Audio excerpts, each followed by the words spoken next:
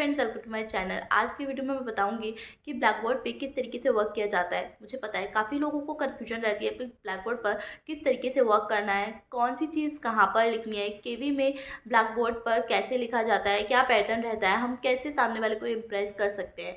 ये सारे डाउट्स आपके आज की वीडियो में क्लियर हो जाएंगे, तो प्लीज़ वीडियो को पूरा देखें और एक भी पॉइंट मिस मत करना।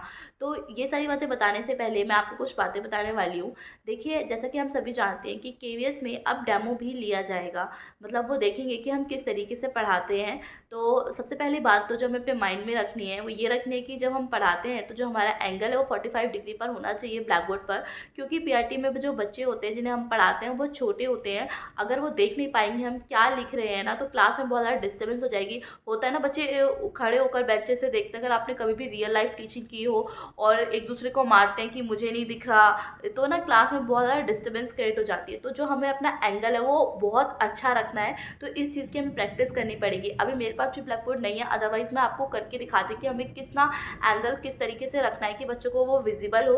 क्योंकि अगर जो हम लिख रहे हैं, जो हमारा इंटरव्यू ले रहे हैं, वो लोग भी नहीं देख पाएंगे तो सच में इशू आएगा। वो ये बात माइंड में रखेंगे कि जब हम नहीं देख पा रहे हैं तो बच्चा कैसे देखेगा। तो हमें इस बात का बिल्कुल बिल्कुल स्पेशल ध्यान रखना है कि जो हम लिख रहे हैं वो सामने वाला देख पाए। ऐसा ना हो कि हम बस छुपा छुपा के लिख रहे हैं, बिल्कुल हम सीधे हैं तब लिख रहे हैं। हमें थोड़ा सा टिल्ट रहना है, जैसे कि मैंने आपको बताया था 45 डिग्री के एंगल पर, ताकि जो हमारा इंटरव्यू ले रहा है वो प्रॉपरली देख पाए कि हम क्या लिख रहे हैं। तो चलिए अब मैं बेसिक से स्टार्ट करती हूँ। सबसे पहले तो क्या होने वाला है कि डेमो होने वाला है, तो हमें बोला जाएगा कि आप एक टॉपिक पढ़ा के दिखा दीजिए। तो हमें सबसे पहली गलती जो अवॉइड करनी है वो ये है, हमें जाकर सीधा मार्कर तो नहीं होगा, वहाँ पे चॉक और डस्टर ही होगा। जो हमारा ट्रेडिशनल मेथड चला आ रहा है वहाँ पर वही होगा। तो हमें वो नहीं उठाना है डायरेक्ट, हमें वही चेयर पे बैठे रहना है, एकदम काम रहना है। और सबसे पहले ये पूछना है कि कौन सा टॉपिक पढ़ाना है। उसके बाद हमें ये पूछना है कि किस क्लास के लिए पढ़ाना है। किस क्लास के लिए इसलिए पूछना है क्योंकि हो सकता है कि कोई मैथ्स का टॉपिक बोल दे, तो मैथ्स का जो लेवल होता है हर क्लास में डिफरेंट होता है। इसलिए हमें पूछना है कि कौन सी क्लास के लिए पढ़ाना है और कौन सा टॉपिक पढ़ाना है। दोनों चीज़ें वहीं बैठे बैठे पूछ लीजिएगा। ऐसा ना हो कि आप ब्लैक बोर्ड के पास जा रहे हैं फिर वहाँ से पूछें, क्योंकि डिस्टेंस भी थोड़ा ज़्यादा हो जाता है। और जब हम ऐसा पूछेंगे ना तो यकीन मानिए वो थोड़े इंप्रेस हो जाएंगे, उन्हें लगेगा कि हमें सब कुछ आता है और सारी क्लास का आता है।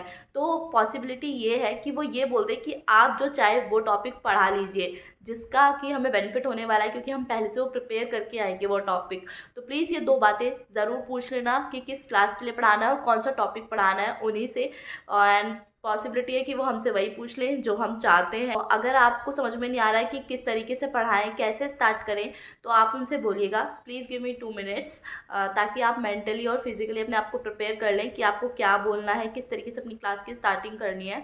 और उसके बाद आपको जो ब्लैक बोर्ड पे वर्क करना है वो मैं आपको दिखाती हूँ अभी कि किस तरीके से हमें प्रॉपर ब्लैक बोर्ड पे वर्क करना है।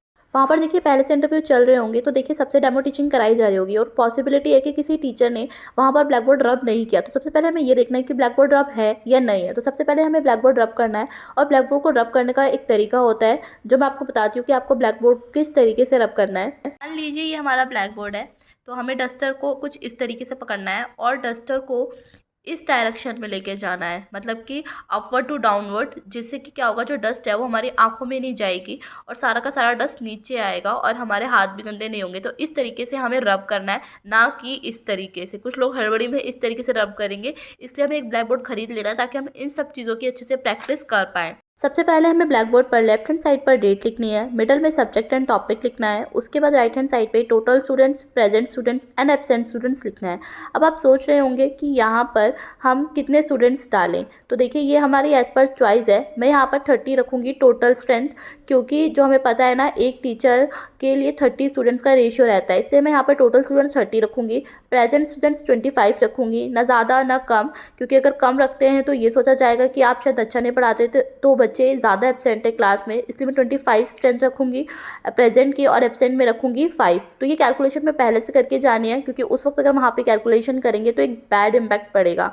अब ये आप सोच रहे होंगे कि मैंने डेट के 2 फॉर्मेट क्यों लिख रखे हैं, क्योंकि आप डेट किसी भी 2 फॉर्मेट में लिख सकते हैं, या तो स्लैश यूज़ करना या फिर हाइफन यूज़ करना, मिक्स मत कर देना, कई बार घबराहट में ऐसा हो जाता है। अब यहाँ पर सब्जेक्ट और टॉपिक लिख लेना जो भी आपको दिया गया है या जो भी आप पहले से प्रिपेयर कर कर आए हैं। तो ये तो था इंग्लिश का पैटर्न। अब हिंदी का पैटर्न देखिए। हिंदी में आपको दिनांक, विषय पाठ, कुल छात्र, उपस्थित छात्र और अनुपस्थित छात्र लिखने हैं। ये था ब्लैक बोर्ड वर्क जो मैंने आपको बता दिया किस तरीके से करना है। नो होपफुली आपके सारे डाउट्स क्लियर हो गए होंगे। धीरे-धीरे करके मैं आपके और भी डाउट्स क्लियर कर दूँगी। जैसे-जैसे मैं प्रिपेयर करती जाऊँगी, आपकी भी हेल्प करती जाऊँगी। वीडियो ज़रा से ही पसंद आए तो प्लीज़ लाइक करना ना भूलें, चैनल को सब्सक्राइब कर दें, अच्छा लगता है। एंड मिलते हैं हमारी नेक्स्ट वीडियो में। Bye bye.